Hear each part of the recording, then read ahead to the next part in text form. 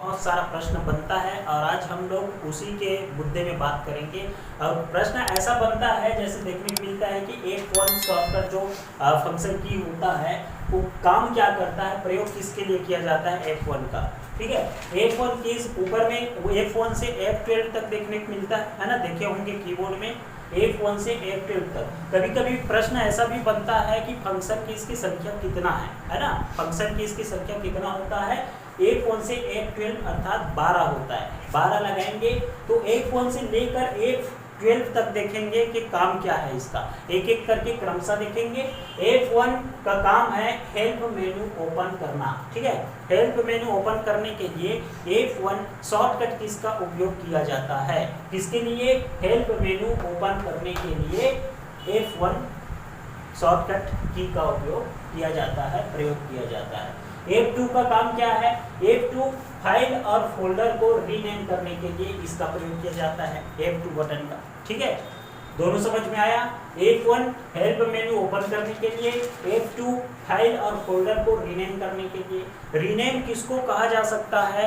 तो जैसे पहले से लिखा हुआ है फाइल का नाम और फोल्डर का नाम और उसको चेंज करके दूसरा नाम लिखना है तो वही तो रीनेम हो गया। तो वही रीनेम करने के लिए शॉर्टकट क्या है? F2 बटन को प्रेस कर देंगे। प्रेस करेंगे तो फाइल और फोल्डर को हम लोग रीनेम कर सकते हैं आसानी से। ठीक है, नेक्स्ट बात करेंगे F3 का काम है सर्च बॉक्स को ओपन करना। सर्च बॉक्स ओपन करने के लिए F3 शॉर्टकट कीज का प्रयोग किया जाता है। और F4 का काम क्या है? एड्रेस बॉक्स को ओपन करना। दोनों को साथ में ले लेंगे, F3 और F4। F3 क्या करता है? सर्च बॉक्स ओपन करता है और F4 क्या करता है? तो ये एड्रेस बॉक्स को ओपन करता है। दोनों समझ में आया। फिर बात करेंगे F5 वर्तमान ओपन विंडो को रिफ्रेश करने के लिए F5 शॉर्टकट कीज का प्रयोग किया जाता है। वर्तमान विंडो को रिफ्रेश करने के लिए F5 का प्रयोग किया जाता है।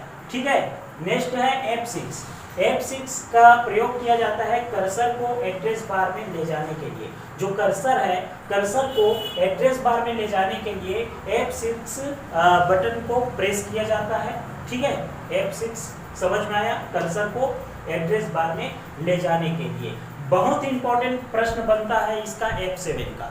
F7 को याद रखेंगे, MS ऑफिस में स्पेलिंग और ग्रामर चेक करने के लिए F7 शॉर्टकट की है, इसका प्रयोग किया जाता है। ठीक है, F7 को प्रेस करने से स्पेलिंग और ग्रामर चेक किया जा सकता है। याद रखेंगे, बहुत इंपॉर्टेंट है, मोस्ट इंपॉर्टेंट प्रश्न बनता है इससे F7 से। F8 क्या करता है? विंडोज ऑपरेटिंग सिस्टम को सेव मोड में ऑन करने के लिए और विंडोज ऑपरेटिंग सिस्टम के स्टार्टअप मेन्यू को ओपन करने के लिए F8 शॉर्टकट कीज का प्रयोग किया जाता है। ठीक है, शॉर्टकट कीज फंक्शन कीज है ना। F8 क्या करता है?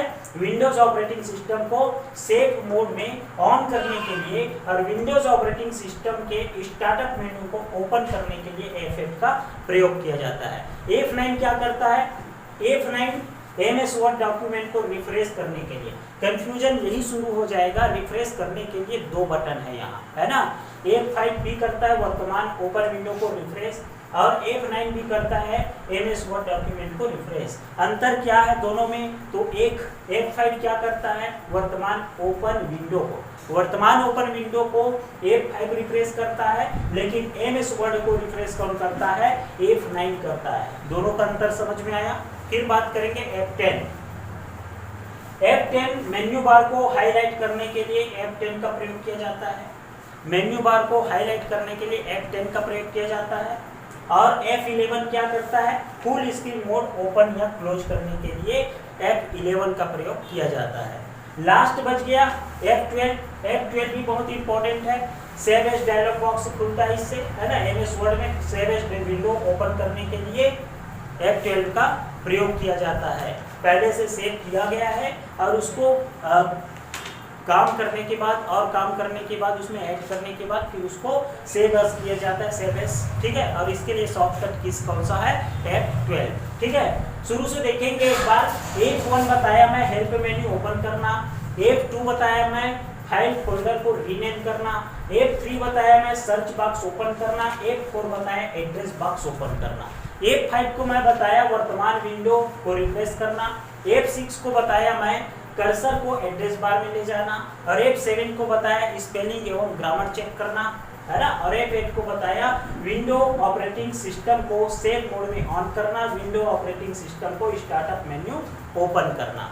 फिर बताया मैं F9 MS वर्ड डॉक्यूमेंट को रिफ्रेश करना, और F10 बताया मैं मेन्यू बार को हाईलाइट करना, और F11 बताया फुल स्क्रीन मोड ओपन या क्लोज करना, F12 बताया सेव एज डायलॉग बॉक्स खोलना। ठीक है, ये सभी जो 12 बटन है, फंक्शन कीज है, इसको अच्छे से देख लेना, अच्छे से समझ जाना और इसको नोट डाउन करके रख लेना, क्योंकि इनमें से एक न एक प्रश्न बिल्कुल आ ही जाता है, चाहे सीजी व्यापक ले लो, चाहे पीएससी ले लो, या एसएससी ले लो, एनटीपीसी ले लो, कहीं भी ले लो, है ना। कुछ बंदे, कुछ स्टूडेंट अभी CHPCDL DCL ऐसा कुछ है विद्युत विभाग का, वहाँ उन लोग डाले थे, फॉर्म डाले थे, और वहाँ देखने को मिला था ये F7 के बारे में पूछा गया था, AMS ऑफिस में स्पेलिंग और ग्रामर चेक करने के लिए शॉर्टकट की क्या है, तो F7 बहुत कम लोग डाल के आए थे, क्योंकि उन लोग इसको नोट डाउन नहीं किए। ठीक है, आप लोग अच्छे से देखना, समझना। ठीक है, चलो आज के लिए इतना ही। थैंक यू, जय हिंद।